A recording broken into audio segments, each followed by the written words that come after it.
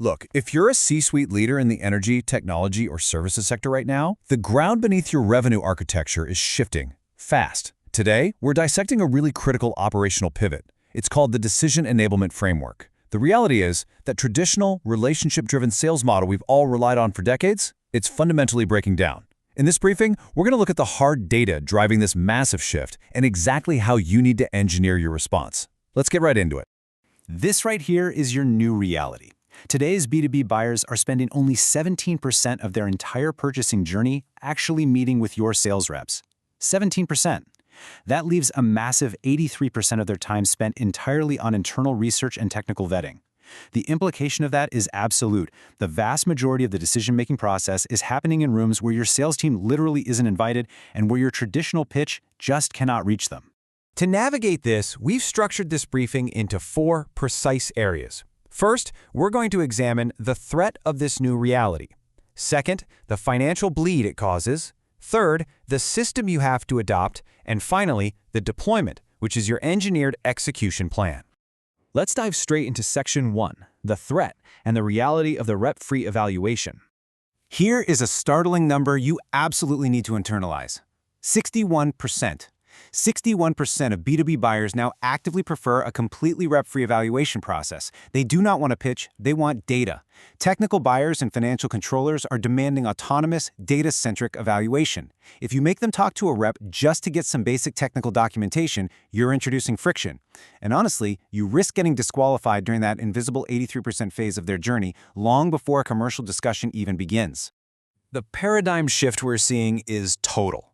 The old model was highly relationship-driven. You heavily relied on high-touch sales reps and really polished marketing collateral. But the new reality? It's ruthlessly data-centric. When you're evaluating complex systems, things like carbon capture or grid balancing software, it's the engineers and the compliance officers who are doing the initial vetting. Your value as a vendor no longer comes from holding back information just to force a meeting. It comes from providing verifiable technical evidence right out of the gate. Moving on to Section 2, the financial bleed, and surviving what we call the valuation trap. We're taking this from the sales floor directly to the boardroom. You have to understand that operational sales problems instantly become financial liabilities. In institutional investment, commercial predictability is quite literally everything.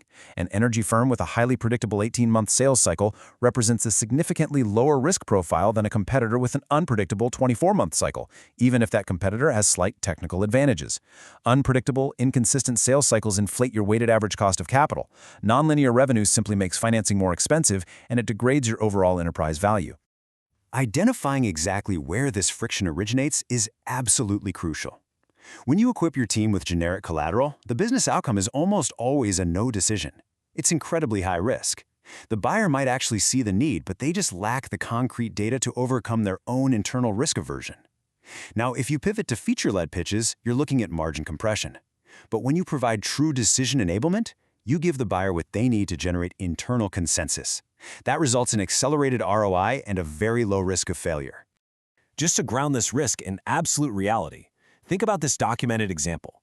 A regional utility actually faced a staggering $12 million budget penalty on a carbon offset bid. And the reason? The vendor they were evaluating provided glossy marketing brochures instead of verifiable state-level compliance data. Marketing fluff in the energy sector doesn't just lose you deals. It creates immense, highly tangible financial liability. Which brings us to Section 3, the system. How do we actually engineer a solution to this? Enter the decision enablement framework. Let's get really clear on what this is. The decision enablement framework is not just another new sales tactic. It is a fundamental operational transition. It's an entire system of digital assets and methodologies explicitly designed to help your buyers navigate their own internal procurement hurdles, completely independently. It shifts the focus away from how well your reps perform and heavily toward buyer ease. You're giving them the diagnostic tools and the financial models they desperately need when your rep isn't in the room. In the complex energy sector, this framework rests on 3 highly engineered pillars. First up is technical validation. Because as grid complexity increases with things like distributed energy resources, buyers have to reconcile your vendor data with their own strict grid stability requirements. Second is regulatory alignment, and third is financial justification. Your enablement tools absolutely must be able to translate complex engineering specs into crystal clear financial outcomes that will instantly satisfy a CFO. The quantitative return on engineering this kind of system is completely undeniable.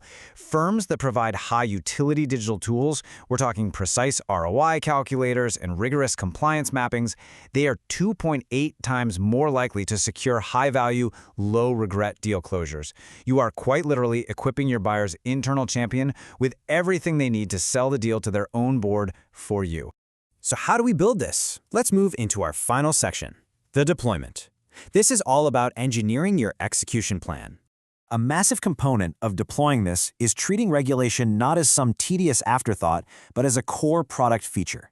You need to deploy what we call compliance kits.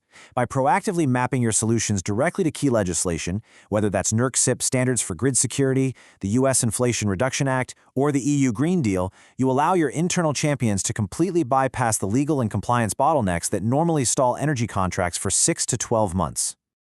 To actually deploy this architecture, you need 3 precise operational shifts. Step 1 is content transformation.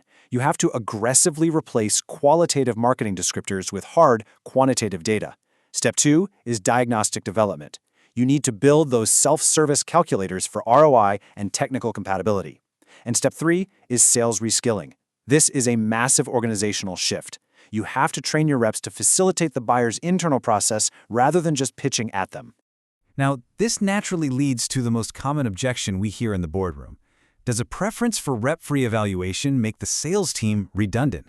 The answer is an emphatic no. The role of the salesperson doesn't disappear, it evolves. They have to transition from being these tight-fisted information gatekeepers to becoming vital process consultants. Their new job is to actively assist the buyer in navigating internal hurdles using the exact tools provided by your framework. You do, however, have to be highly aware of the execution risks here.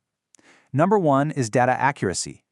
If you provide an ROI calculator with flawed assumptions, like, say, ignoring regional tax credits or regulatory penalties, you are going to instantly destroy your vendor credibility. The second major risk is internal inertia. You are for sure going to face resistance from staff who are heavily accustomed to the old, comfortable relationship-based selling models. You have to be prepared to push past that resistance. Ultimately, predictable sales processes lower your risk profile and they protect your cost of capital. You absolutely must empower your buyers with specific frameworks and objective data that allow them to make an informed, highly defensible choice. So the only real question left is this: are you going to engineer your buyer's journey, or are you going to sit back and let your competitors do it for them? Thank you for joining this briefing. Project 54, Revenue Architecture Engineered.